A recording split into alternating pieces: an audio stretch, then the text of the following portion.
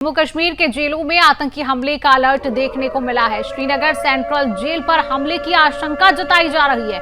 Alert के बाद जम्मू कश्मीर जेलों की सुरक्षा बढ़ा दी गई है। सीआईएसएफ को भी जेलों की सुरक्षा की जिम्मेदारी दी गई है। सीआईएसएफ डीजी ने सुरक्षा एजेंसियों के साथ बैठक की है। जम्मू कश्मीर में एक बार फिर आतंकी साजिश की बू आ रही है। खुफिया एजेंसियों ने अलर्ट जारी किया है कि श्रीनगर सेंट्रल जेल समेत अन्य जेलों पर आतंकवादी हमलों की आशंका है। आतंकियों की योजना जेलों में बंद अपने साथियों को छुड़ाने की हो सकती है, लेकिन अब हालात पहले जैसे नहीं है। इस बार भारत तैयार है, चौकस है और दुश्मन को उसके मंसूबों में कामयाब नहीं होने देगा।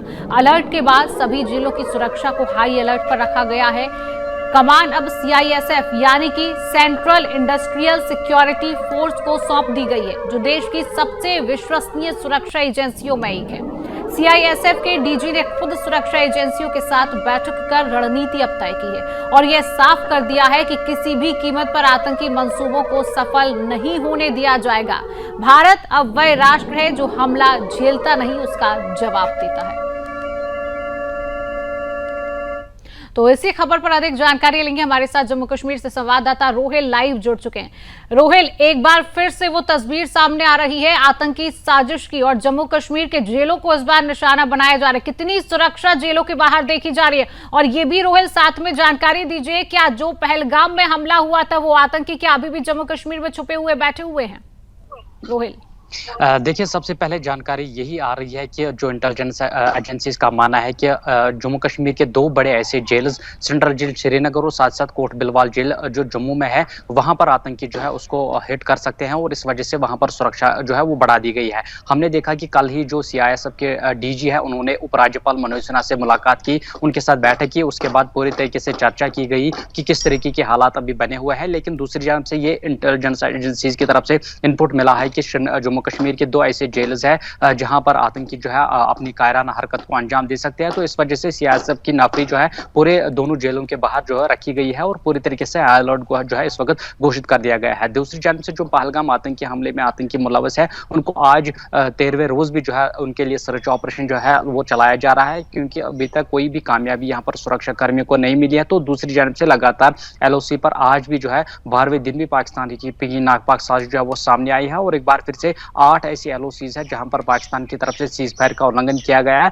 हालांकि भारतीय सेना ने कहा है कि उन्होंने भरपूर तरीके से इस सीज फायर उल्लंघन का जवाब दिया है। लेकिन दूसरी जानब से जम्मू कश्मीर के जो टूरिस्ट स्पॉट्स है, क्योंकि 87 टूरिस्ट स्पॉट्स में से 48 को पहले ही जो है उनको बंद कर दिया गया है, लेकिन जो बाकी बचे हुए टूरिस्ट स्पॉट्स है वहां पर भी ये आशंका जताई जा रही है कि आतंकी जो है कि हमला कर सकते हैं। और उसके साथ साथ जम्मू श्रीनगर राष्ट्रीय राजमार्ग पर भी कहा जा रहा है कि आतंकी जो है उसको निशाना बना सकते हैं। और इसके साथ साथ कश्मीरी पंडित, नॉन लोकल्स और टूरिस्ट स्पॉट्स को यहाँ पर जो है इंटेलिजेंस एजेंसीज का मानना है कि उनको भी जहाँ यहाँ पर टारगेट किया जा सकता है। तो इस वजह से सुरक्षा के सख्त तरीन इंतजाम जो है पहले से ही किए गए हैं और जो टूरिस्ट स्पॉट्स है उनके आसपास, उनके इर्द गिर्द जो है सिक्योरिटी की नफरी को बढ़ा दिया गया है। जगह जगह पर नाके बिठाए गए हैं जहां पर जम्मू कश्मीर पुलिस के साथ साथ सीआरपीएफ और बीएसएफ के जवान जो है तैनात किए गए हैं। लेकिन दूसरी जानब से लगातार जो है आज 8वें दिन भी पाकिस्तान की नापाक साजिश जो है सामने आई है। उत्तरी कश्मीर के कुपवारा, ओडी, मेंढर, पूंछ और राजौरी और नौशहरा सेक्टर में एक बार फिर से गोलाबारी की गई है। रात दौरान गोलाबारी का सिलसिला जारी रहा। हालांकि भारतीय सेना ने भरपूर तरीके से जवाब दिया है,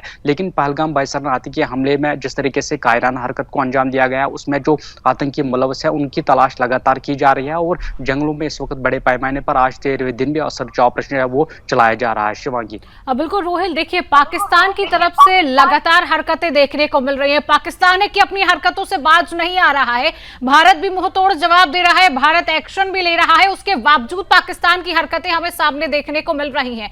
3 टिफिन बम बरामद वहां पर किए गए। अभी जम्मू कश्मीर के जो सीमावर्ती इलाके हैं रोहिल, उनकी क्या स्थिति बनी हुई है? सुरक्षा के क्या इंतजामात वहां पर है? जवानों की कैसी तैनाती है? क्या स्थिति, क्या तस्वीरें आप वहां पर देखते हैं, क्योंकि आप कई दिनों से ग्राउंड जीरो पर मौजूद है रोहिल?